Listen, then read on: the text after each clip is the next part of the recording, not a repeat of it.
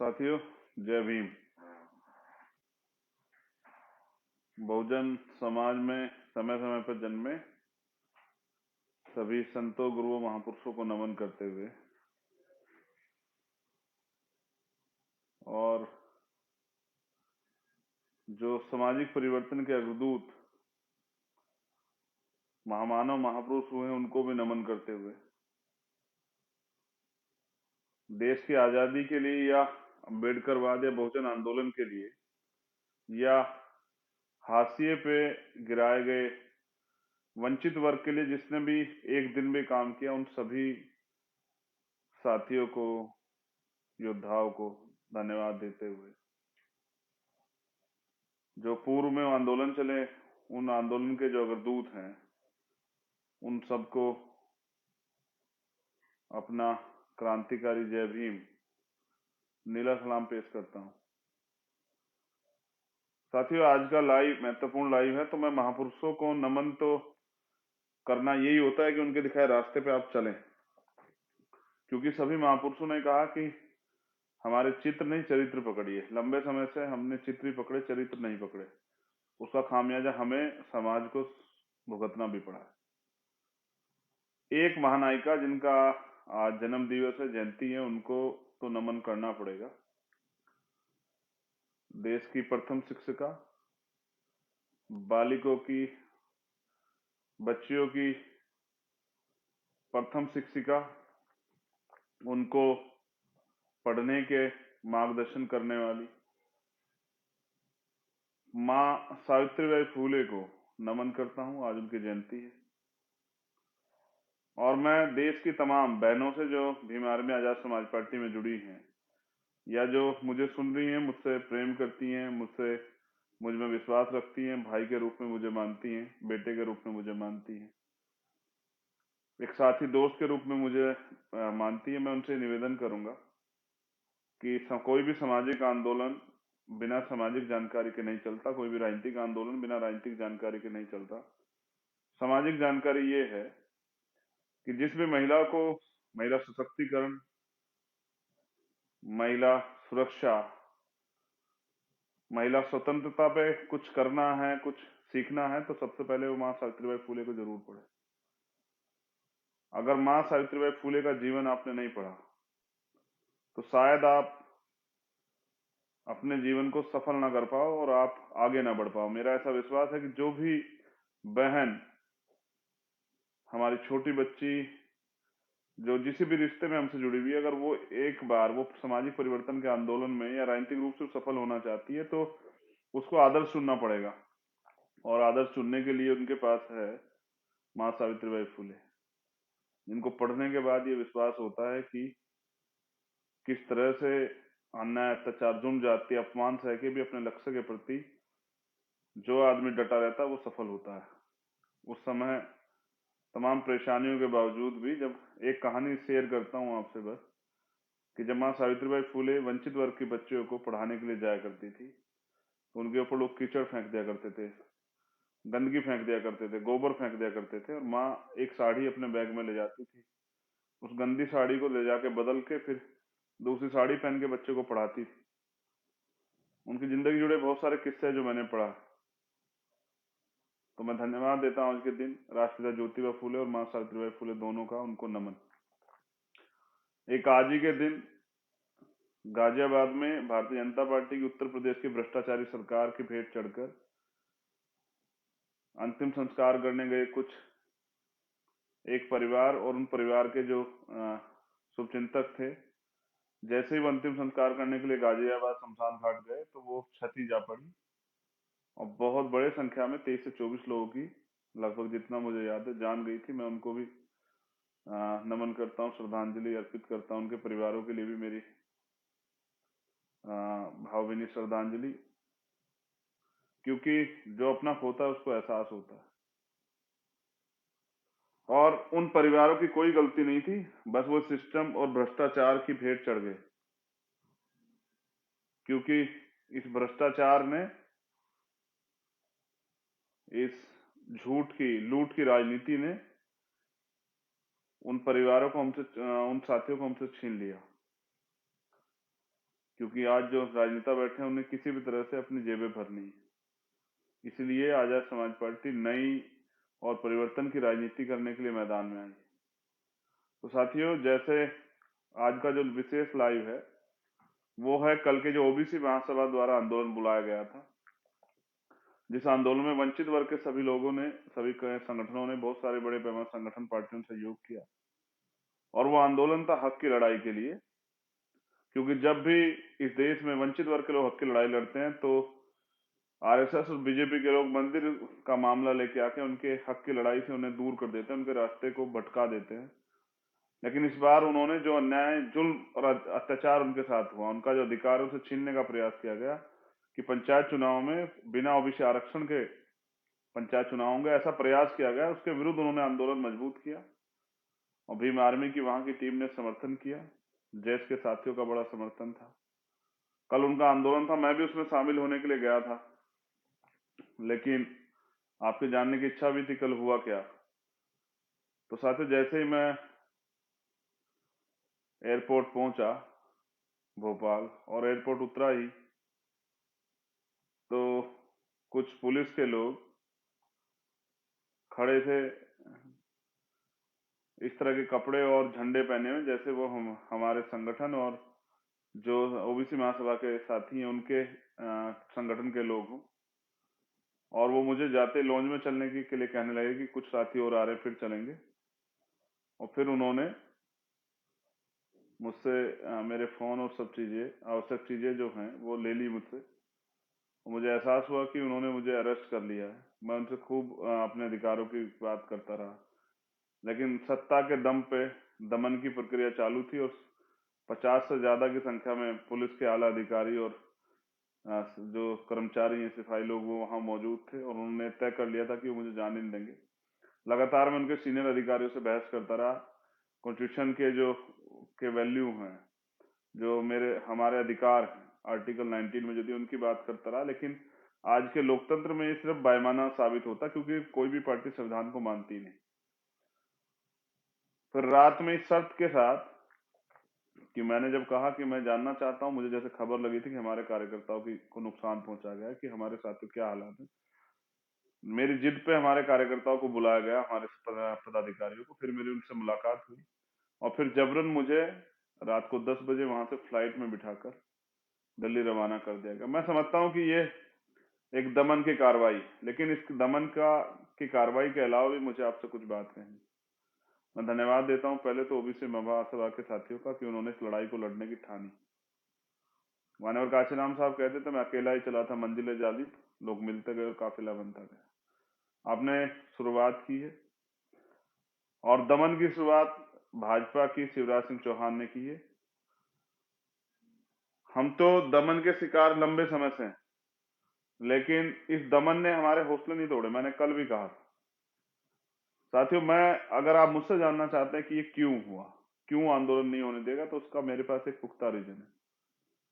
क्योंकि जब भी इस देश में बहुजन समाज के लोग, यानी कि स्पेशल SC ST OBC और माइनॉरिटी के लोग इकट्ठे होने का प्रयास करेंगे, ये सरकार किसी भी कीमत पे नहीं होने देगी, ये हो या कोई और सरकार हो। क्योंकि वो जानती है लोकतंत्र में जिस दिन बहुजन समाज के लोग इकट्ठा हुए उस दिन सत्ता की चाबी हमारे हाथ में होगी। और ये नहीं चाहते कि हमारी एकता मजबूत हो। कल दलित, पिछड़े और आदिवासी समाज के लोग अपने हकों की लड़ाई के लिए एक दूसरे का साथ निभाने के लिए, जैसे मंडल कमीशन की लड़ाई गई थी, वो एक साथ अपने साथियों की आवाज पे इकट्ठे खड़े थे। और ये सरकार नहीं देख पाई, सरकार इससे डर गई, सरकार इसका भय ले गई। मुख्यमंत्री तो अपना घर छोड़ के भी वहां से गायब हो गए, क्योंकि बहुजन समाज के लोगों ने तय किया था कि भाई हमें घेराव करना है, हमें जवाब चाहिए, हमें अपने हक अधिकार चाहिए। लेकिन ये तो पहली लाइन है मेरी, जो मैंने आपको समझाया कि सरकार ने क्यों किया, आंदोलन क्यों नहीं होने दिया। लेकिन जो दमन किया गया, जैसे पुलिस ने, सरकारी मशीनरी ने हमारे कार्यकर्ताओं की गाड़ियां तोड़ी। आपको ने कुछ वीडियो भी मैंने वायरल की थी अपने पेज से, भीम आर्मी अकाउंट, मेरे अपने ट्विटर अकाउंट से, कि पुलिस ने जिस तरह से हमारे कार्यकर्ताओं गाड़ी को फेंक दिया, पुलिस ने जिस तरह से पत्थर से पुलिस के कर्मचारियों ने हमारी गाड़ी को तोड़ने का काम किया। तो ये गुंडागर्दी किसके इशारे पे की गई?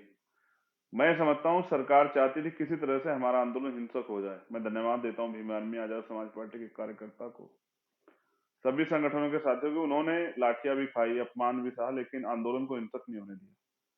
क्योंकि अगर ये आंदोलन हिंसक हो जाता तो ये कहना बहुत आसान हो जाता कि ये हिंसक लोग हैं। कल आपने अपने आंदोलन को एक तरह से, मैं इसे जीत तो नहीं मानता, लेकिन मैं ये भी विश्वास के साथ कहता हूं, कल आपने एकता की शुरुआत की। लेकिन जो दमन की कार्रवाई मुख्यमंत्री ने शुरू की है शिवराज सिंह चौहान जी ने, तो मैं बस उस पर आपको इतना कहना चाहता हूं, मुख्यमंत्री जी, शुरुआत आपने की है और इस लड़ाई को अंजाम बहुजन समाज के लोग देंगे। आने वाले समय में ओबीसी महासभा, जैश और भीम आर्मी मजबूती से अपने माइनॉरिटी के साथियों को, सिख, बौद्ध, जैन, पारसी, मुसलमान जो साथी वहां जिनके संगठन को साथ लेके मध्य प्रदेश में तीसरा विकल्प बनेगी। क्योंकि अब आपसे और दूसरे दलों से, चाहे वो बीजेपी और कांग्रेस, हमारी उम्मीदें खत्म हो चुकी हैं। पिछले 71 साल में आज भी मध्य प्रदेश की, पूरे देश में, आदिवासी हो, दलित हो, पिछड़े वर्ग के लोग हों, माइनॉरिटी के लोग हों, वो अधिकारों से वंचित है। और गजब की बात तो ये देखिए, अधिकारों से वंचित है और जुल्म, जाति, अन्याय, अत्याचार सह भी रहे हैं। जो संवैधानिक मूल्य हैं, संवैधानिक अधिकार है, उनसे वंचित हैं। हमेशा सरकारें बदलती हैं, सरकारें नहीं बदलती हैं, सिर्फ चेहरे बदलते हैं। लोगों की मंशा, नियत और नीति वही रहती है, जिसके कारण आज भी हम लोग रोटी के लिए मोहताज, हक अधिकारों के लिए मोहताज है। जिस जमीन को आदिवासी तैयार करता है, उसको सरकार के लोग, पूंजीपति लोग सरकार के साथ मिलकर छीन लेते हैं। जिस पिछड़े वर्ग की बात हम करते हैं, 52% ओबीसी वर्ग के जो लोग, जिनकी जो जनगणना है 31 की, उस जनगणना के आधार पर 52% पिछड़े वर्ग के लोगों को 12-14% आरक्षण, ये अन्याय, जुल्म, जाति आखिर कब तक? लेकिन कल पिछड़े वर्ग के लोगों ने मध्य प्रदेश में तो मोर्चा ले लिया और उन्होंने साबित कर दिया कि अब पिछड़े वर्ग के लोग इनकी झूठे छदम राष्ट्रवाद और हिंदुत्व के झूठे नारों में और धर्म और मंदिर मस्जिद के नारों में नहीं आएंगे। वो अब इस लड़ाई को मजबूती से लड़ेंगे और वो अब हक अधिकार चाहते हैं। और स्पेशली जैसे मैंने नौजवानों का जोश देखा, बहुजन समाज में पिछड़े वर्ग के लोग, नौजवानों को, पिछड़े वर्ग के नौजवानों को मैंने जोश देखा इस आंदोलन में, उससे स्पष्ट हो गया है कि पिछड़े आने वाला वक्त जो है ना, वो बहुजनों का है। डॉक्टर अंबेडकर कहते हैं कि जाओ अपनी घर की दीवारों पर लिख दो, हम इस देश के शासक हैं और हमें इस देश का शासक बनना। ये बात डॉक्टर अंबेडकर ने तब कही जब हमारे घरों पे दीवारें भी नहीं थी, लेकिन एक सपना था उनका, एक विजन था कि एक समय आएगा हम ही लोग इस देश में शासक बनेंगे। और नौजवानों से भी मैं कहना चाहता हूं कि हम आंदोलन दोबारा करेंगे और मजबूत आंदोलन करेंगे, इतना मजबूत आंदोलन करेंगे जैसे कल आपके आंदोलन ने भाजपा के मध्य प्रदेश के जो शासनकाल, सत्ता की ताबूत में कील ठोकने का काम किया। आने वाला जो आंदोलन है वो इनको सत्ता से बेदखल करने का काम करेगा। वो आंदोलन जिसको दमन से रोकने का प्रयास किया गया, कल पूरे मध्य प्रदेश में जो माहौल था, हर वो जिले के बॉर्डर को जो है सील किया गया, पुलिस लगा के हमारे कार्यकर्ताओं को पहले डिटेन किया गया, फिर बाकी कार्यकर्ताओं को रोका गया, फिर कार्यकर्ता लाठीचार्ज किया गया। इस अपमान का बदला भाजपा आरएसएस के जो सरकार के लोग, उनसे हम जरूर लेंगे, लेकिन हम ये संवैधानिक तरीके से लेंगे। मैंने कल एक हैशटैग भी देखा, रात में आके मुझे मेरे साथियों ने दिखाया, जिसमें कुछ सरकार के लोग चला रहे, चंद्रशेखर आजाद पे राशुका लगा हो। तो मैं कह रहा हूं, आइए, स्वागत है ना आपका। अगर पिछड़े वर्ग के हितों की रक्षा के लिए लड़ते मुझे मेरे ऊपर राशुका लगती है तो मैं स्वागत करूंगा। क्योंकि मैं मान्यवर काशीराम साहब को अपना नेता मानने वाला व्यक्ति, महामना रामसू वर्मा, बाबू जगदेव प्रसाद कुशवाहा, जननायक कर्पूरी ठाकुर, प्यारे लल्लू यादव, प्यारे रामास्वामी नायकर को अपना आदर्श मानने वाला छत्रपति साहू जी महाराज और राष्ट्रीय ज्योतिबा फुले को अपना आदर्श मानने वाला चंद्रशेखर आजाद, मान्यवर काशीराम साहब और डॉक्टर बाबा साहब अम्बेडकर को आदर्श मानने वाला चंद्रशेखर आजाद, अगर वो जो बहुजन समाज बनाना चाहता है, अगर उस बहुजन समाज बनाने की लड़ाई में, संघर्ष में मुझे मेरी जान चली जाती है, या मुझे राशुका लग जाती है, मेरे ऊपर और कोई धारा लग जाती है, मुझे जेल हो जाती है, तो ये मेरे लिए गर्व का विषय। मैं क्रांतिकारी हूं, नेता नहीं। नेताओं को डर लगता है जेल से, नेताओं को डर लगता है मुकदमों से। ना मुझे सरकार से डर लगता, ना मुकदमों से डर लगता, ना इनकी सीबीआई ईडी इनकम टैक्स से डर लगता, और ना ही मुझे हथकड़ियों से डर लगता। मैं तो समझता हूँ एक क्रांतिकारी के लिए गहना होती है हथकड़ियां। तो इस बार तो मैं शिवराज सिंह जी से कहूंगा कि दीवारें ऊंची कराओ और जेल बड़ी करा लो। इस बार जब हम आंदोलन करेंगे तो भोपाल में जगह कम पड़ जाएगी, क्योंकि हमारी संख्या बहुत है। 90% बहुजन समाज के लोग रहते हैं मध्य प्रदेश में, जिनके पास शासन सत्ता होनी चाहिए थी, जो खुद देने वाले समाज होते, जो प्रदेश में वंचित वर्ग के लिए नीतियां बना रहे होते, वो समाज कल सड़कों पे अन्याय अत्याचार के खिलाफ लड़ रहा था, अधिकारों के लिए लड़ रहा था। मुझे तो अच्छा लगा कि वो लड़ रहा था, लेकिन मैं समझता हूं कि अगर जितना जल्दी ये समाज अपनी ताकत को पहचान जाएगा, वोट की वैल्यू को समझ जाएगा और दोस्त दुश्मन का फर्क कर लेगा, उतना ही जल्दी वो अपनी जो समस्याएं उन पे भी पार पालेगा, उन समस्याओं का हम निराकरण कर देगा। जो दैनिक समस्या उनके जीवन में है और जो उनकी तरक्की के रास्ते में जो कीलें ठोकी गई उनको भी निकाल देगा। नौजवानों ने मजबूती से आंदोलन किया, मैं धन्यवाद करने के कार्यकर्ताओं का। और मैंने तो, हमारे कार्यकर्ता जो सभी संगठनों से हैं वो सब हमारे ही हैं। वो अपने खून पसीने कमाई से, मोटरसाइकिल से, फोर व्हीलर से, बस से, ट्रेन से कैसे कैसे आए, उन्होंने इस आंदोलन को गति दी, उन्होंने इस आंदोलन के लिए योगदान दिया। मैं उन सबका धन्यवाद करता हूँ। लेकिन साथियों, लड़ाई अभी अधूरी है।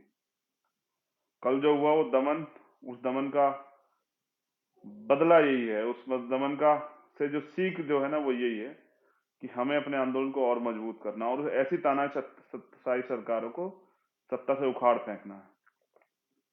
कब तक जो है ये समाज इन सरकारों के भरोसे बैठा रहेगा? कब तक ये समाज जो है ना इस दमन कार्रवाई को होते देखता रहेगा? नेमावर से हमारी बहन भारती जो है वो चली है, नेमावर की यात्रा, नेमावर से न्याय यात्रा लेके, उनको भी मेरा समर्थन है।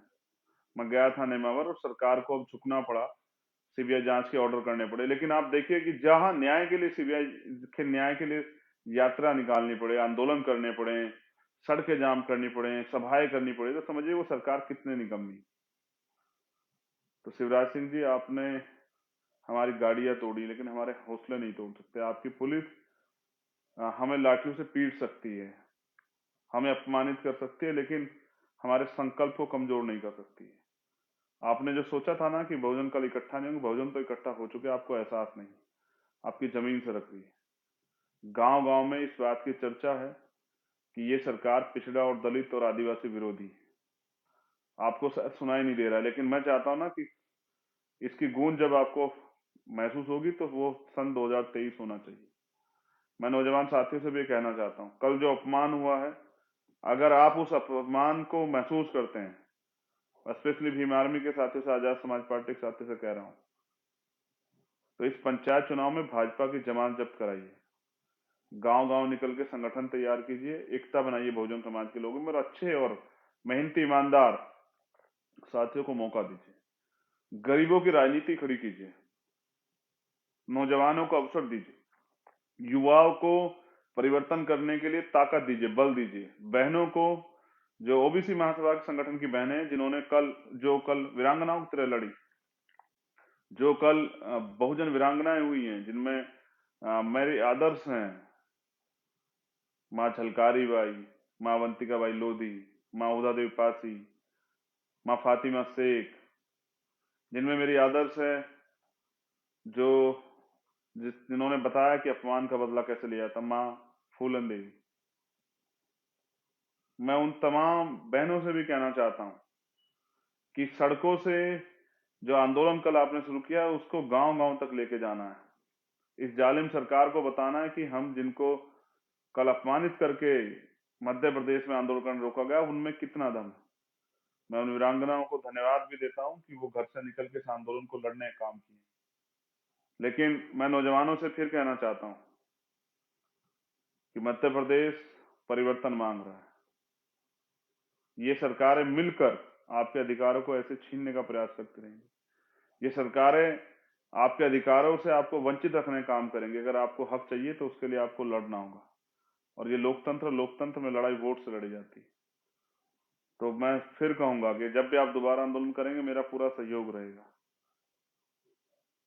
लेकिन मेरी कल ये भी समझ में आया कि सरकार आंदोलन का सामना नहीं कर सकती, ये हमारे लोगों के सामने टिक नहीं सकती है। ये झूठी, निकम्मी, भ्रष्टाचारी सरकार, व्यापम घोटाले वाली सरकार, ये सरकार जानती है कि ये सच के सामने टिक नहीं सकती। झूठ पे आधारित भ्रष्टाचारों की सरकार जानती है कि ये सच का सामना नहीं कर सकती है। ये वास्तविकता में नौजवानों का, महिलाओं का, बेरोजगारों का, बहुजनों का, वंचितों का सामना नहीं कर सकती है।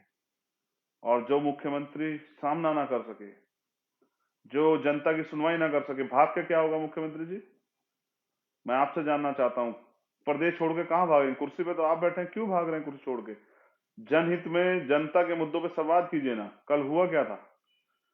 हम लोग अपनी बात ही तो कहना चाहते थे, आपको क्या घबराहट हुई? डर गए? कहां भाग गए?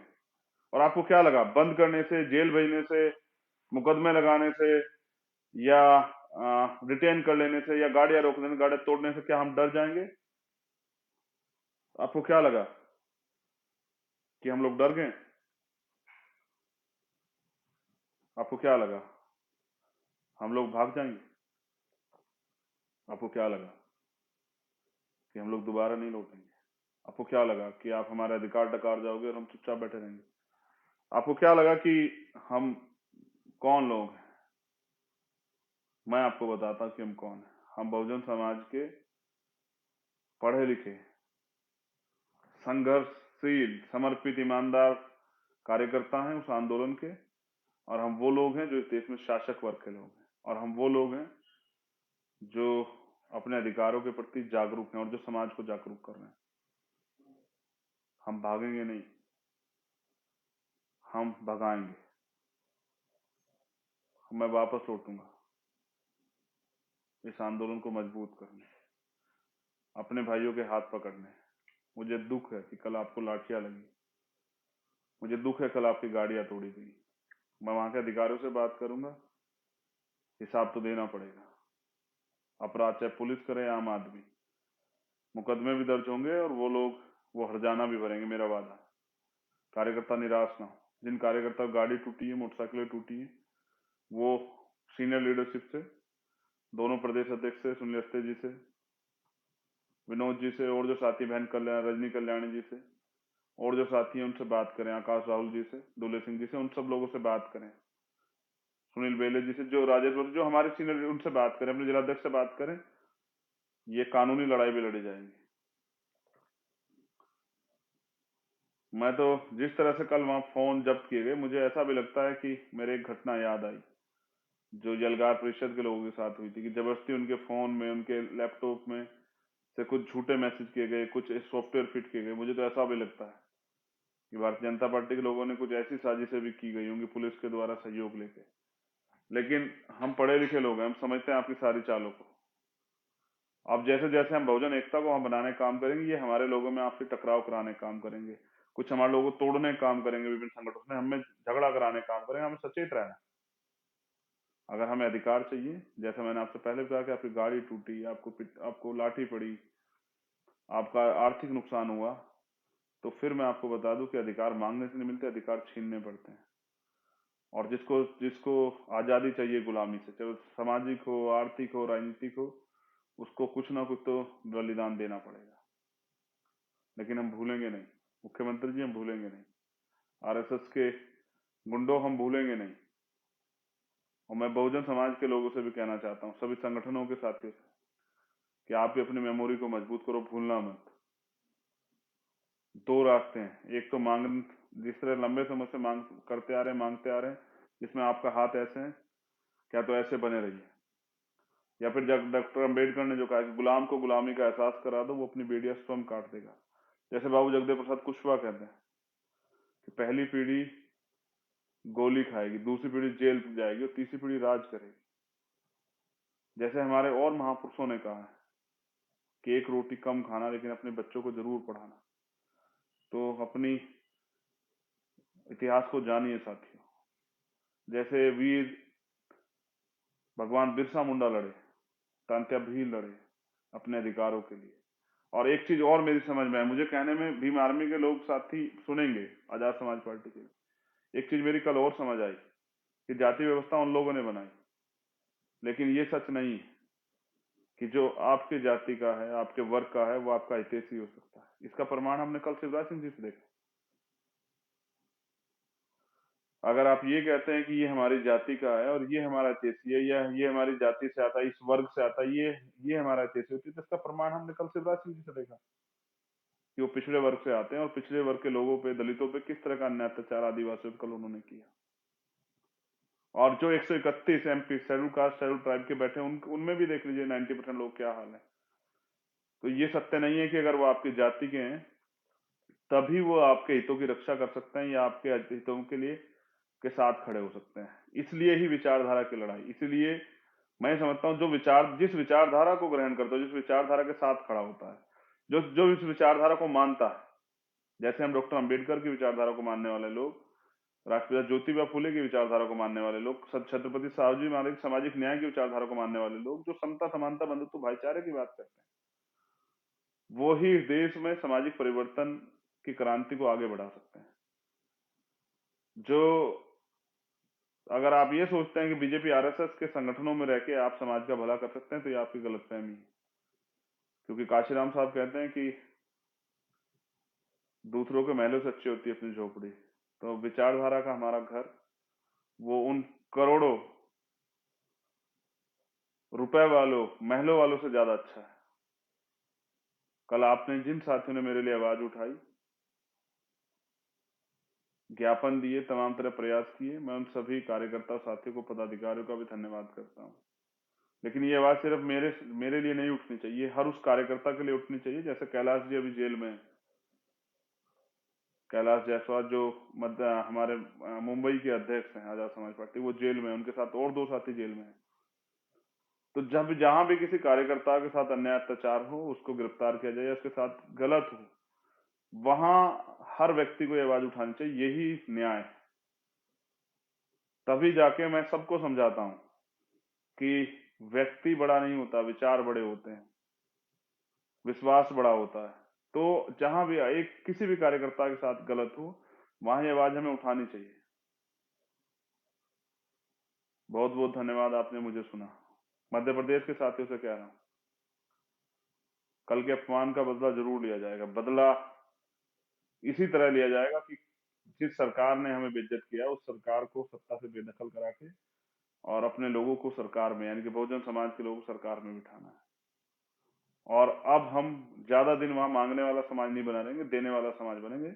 हम बहुजन समाज बना के वहां सत्ता में स्थापित होंगे और सत्ता में स्थापित होके वंचित वर्ग के लोगों के लिए तरक्की के रास्ते खोलने के लिए नीतियां बनाएंगे। हम जल्द लौटेंगे और एक बड़ा आंदोलन करेंगे। तारीख आप तय कर लीजिएगा, मिलके मैं वापस आऊंगा। मेरे लिए यही राजनीति है कि जहां मेरी जरूरत हो मैं वहां खड़ा रहूं। मैं दोबारा फिर कह रहा हूं अपने पिछड़े वर्ग के भाइयों से कि जो कारवा मान्यवर काशीराम साहब अधूरा छोड़ गए, उसको पूरा करने के लिए मैं अपने जीवन का एक क्षण, लहू का आखिरी कतरा लगा दूंगा। मुझे बस सिर्फ आपके विश्वास की, आपके सहयोग की जरूरत है। आपने निकम्मे झूठे लोगों पे विश्वास किया है, आप सच्चे लोगों पे, ईमानदार लोगों पे, संघर्षशील लोगों पे विश्वास कीजिए और अवसर दीजिए। ये जो गुलामी जिसको आप महसूस करते हैं, जो बेबसी जिसको आप महसूस करते हैं, महिलाओं पे होने वाला तमाम तरह का शोषण, उनकी उनके उनके साथ जो है उनका आर्थिक सशक्तिकरण जिन कारणों से नहीं हो पा रहा, उन सब चीजों पे काम करके, एजुकेशन पे, हेल्थ पे, रोजगार पे, नौजवानों के लिए रोजगार बहुत बड़ा मामला है, इन सब चीजों पे काम करके एक अच्छा सशक्त समाज बना के एक अच्छा प्रदेश और एक अच्छा देश बनाने का काम करेंगे। आपसे आशा और सहयोग की उम्मीद के साथ साथ जय भीम, जय भारत, जय संविधान, जय लोकतंत्र, जय विज्ञान, और वहां पहुंचे सभी साथियों का धन्यवाद। हम फिर मिलेंगे। मुख्यमंत्री जी, आपको क्या लगा हम डर गए? वापस लौटेंगे अगर इस बार ताकत इतनी होगी कि आपकी पुलिस रोक नहीं पाएगी। धोखे से किसी गिरफ्तार करना और अपने आप को ताकतवर समझना, ये गलतफहमी है। अगर एक बार पहले एहसास होता तो चंद्रशेखर आजाद आजाद है, उसे आप रोक नहीं पाते। दोबारा प्रयास कीजिएगा। इस बार कह के आऊंगा, बता के आऊंगा, मौका दे के आऊंगा। जय भीम, जय भारत। कल के आंदोलन को सफल बनाने के लिए सब एक एक कार्यकर्ता पदाधिकारी का बहुत बहुत धन्यवाद। जय भीम।